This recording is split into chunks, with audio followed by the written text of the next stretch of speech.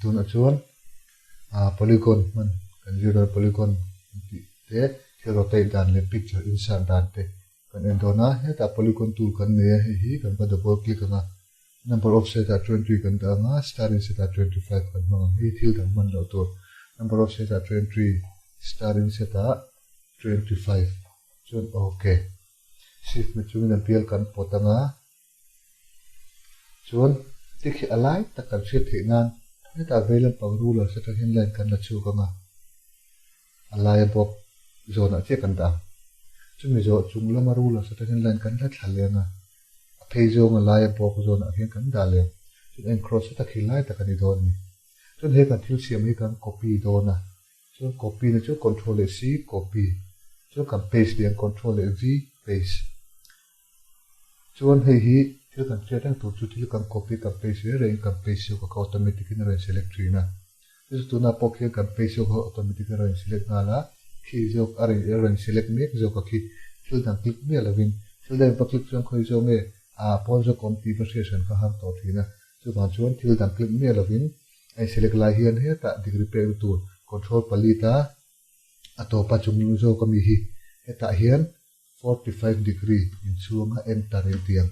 45 in kan rotate tina ni chun aron ta thajo ko kan rotate zo ko khania chun hetlai achunga le hetlai sira mi hi line zona che kan da vele dona om je chun thing azum ki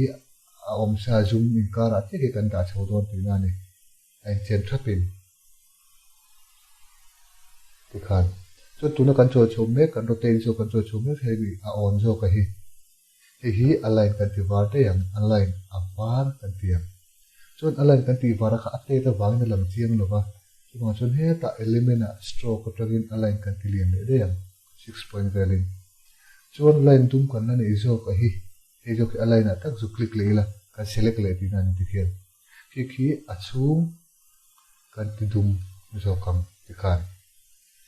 chum zo chun thala kan la chu kan ni sa dona picture kan ni sa dona picture kan la don reng reng kan share tu chu pointer select me he tu rani chum zo chuan file a place hi thala kan ni sa to picture kan ni sa na tu ra kha thala kan bala chu ve na tu ra kha ni dona file a place shortcut key control d chuan thala ka khan hen te phang me he ta hian thala hi click loi lo turin in click loi chu ni hian om loi thina chen khata chuan in alien loi thina ni thi te kha ti te le te bo thak thina chu ba chuan in click loi lo khanin an la chu ti khan po ve turani chuan ta khian he mi chunga len om to wel hisab hian polygon ni tin kan siam sa 2025 hetlai mi pok kha kan bala le dona polygon tool si na select double click le ila 2025 om sa hi okay kan tianga ta hian shift ne kan pot le dona ni chuan pointer mangin hei le hi kan select liam po kol khong le khani mai chuan element a group kan ti lenga kan group zo kan thil pon na pon zo ka picture lo langa hi kan du lo wangin element a marks kan tia hi he kan thil pon na chin pon zo ka picture hin lai picture ho ka pai na tu ra khania element a marks control a 6 a shortcut key hi ta ka son phei don here so hi kan group leng thil thar than rem khomani vai kan pokol khong le ve ka nga element a group control g shortcut key kan me ka chu kan jau le ta ati khan hi da le te lo ka chuan an next a chuan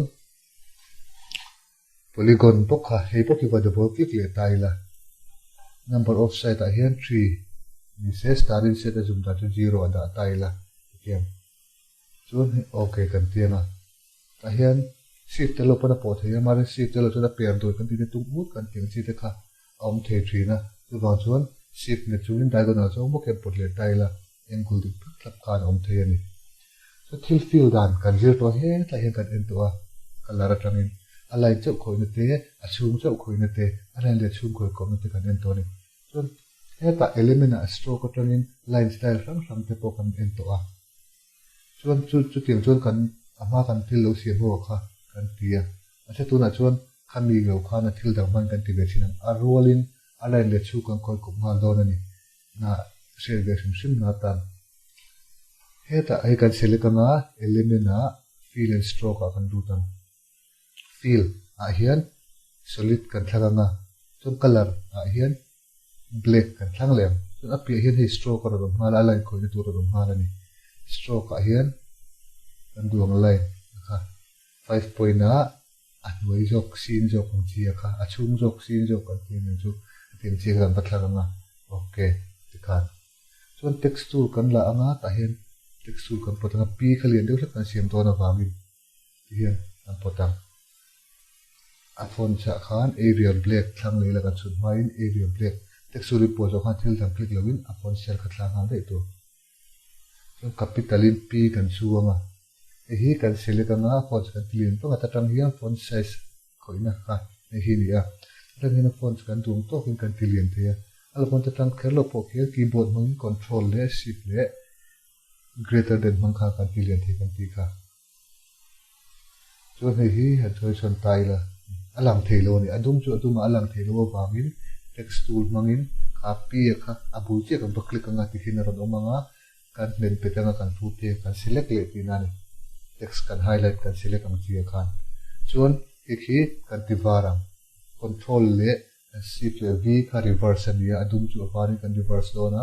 control le shift le v kan metanga reverse adum kha aron ba to don so text tool kan la len he ta hnuai tang hian p na olo chin with p ina a olo chin pon atang hian he ta tang hian text tool kan pot du pega ha thu kan chu dona a font kan thlang le de am Arial black pok mang le ang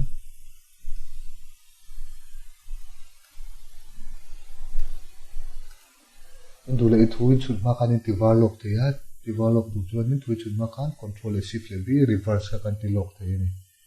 chuan tek ti kan chule mai nga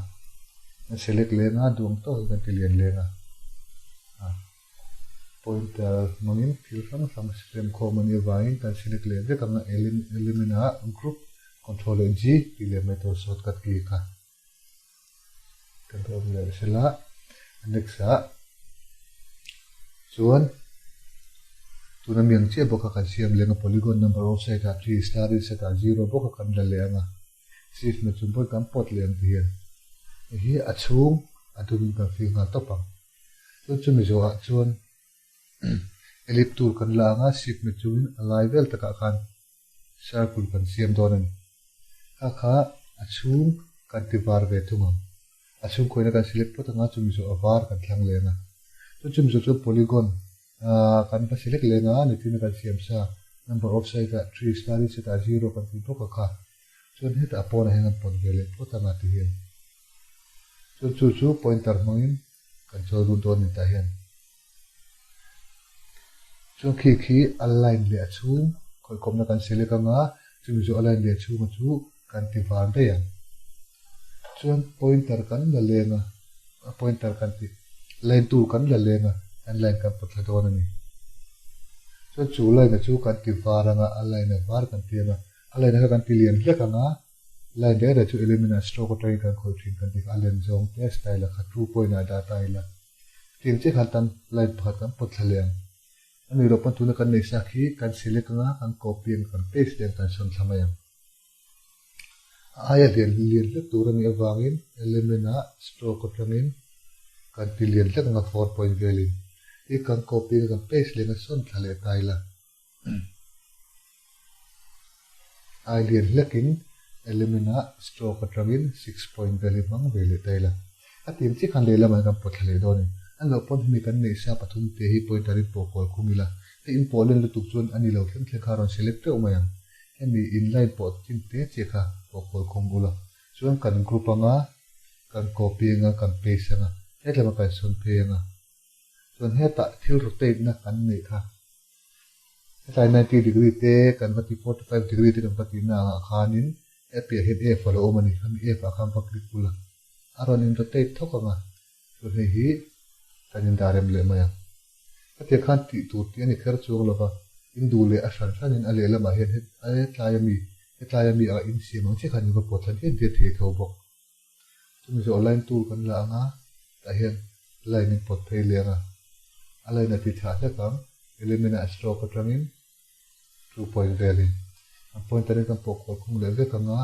elimina group control g ti le mai to ta hian ta thale siam chuan hi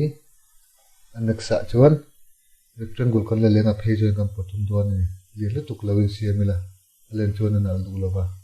chuan kan ti dum le na langa chu khi kan copy nga kan paste anga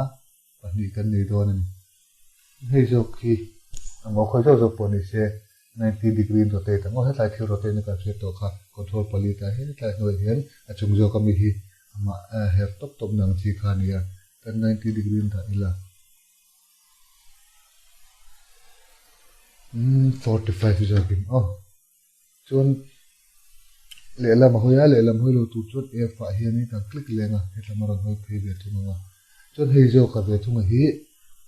asir ti on ngai do na asir on turin degree pe na tu na kan thero te na ni lo zo roi zo chi a khan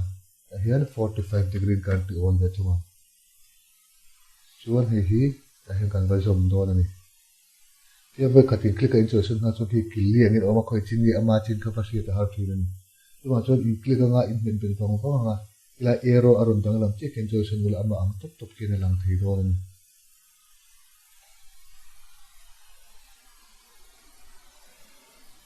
Tilian kila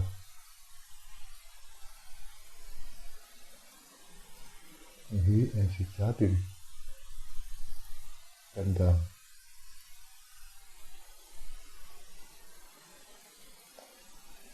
chuan hi a copy kan siam le anga f5 kan click le nga ran rotate le thok anga ta kan tung le do ni chuan hi a copy kan siam ve le anga ta kan choi phe ve le ang tikha an select le anga kan group anga kan copy anga kan paste le na tikha in ta pani kan select le anga elimina group control g kan ti le group na kha ta dale potam chuan annexa chuan adidas chuan ei indule ai chen tha pai dun chu ta hian ruler se han la chok ta ula kan ruler se khan lai pothaw la hi tle matung sim deuh hi ni sela moi du dewa chuan kha chung ti dum le anga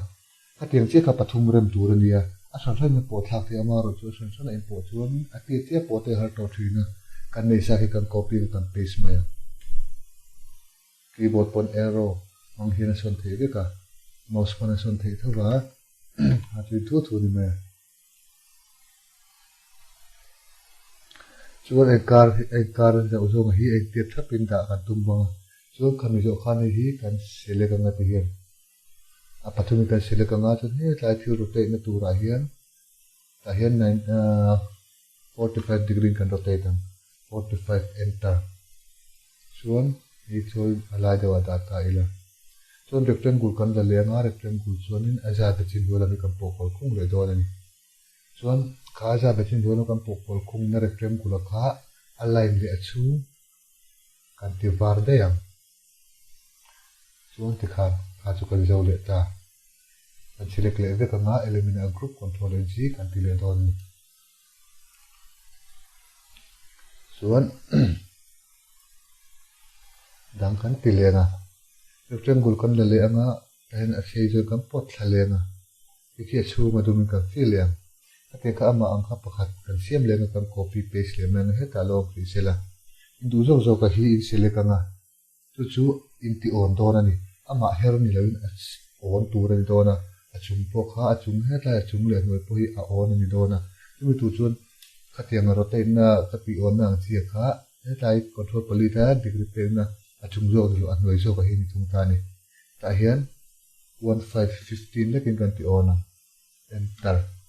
on sa khi kan copy lenga paste lenga abula he kan dal e do ni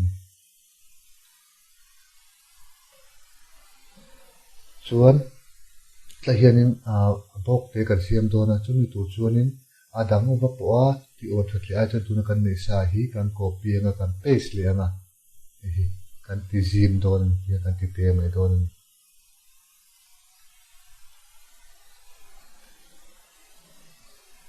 chu ta hi kan da anga so khamia kha kan copy anga kan paste le anga ale lama kan son ve thunga so ale lama kan son phe chu ka hi align le chu kan ti var de yang ka nei kan son nai ve le thunga control G group ikhan lesson 2 chu kan zo le ta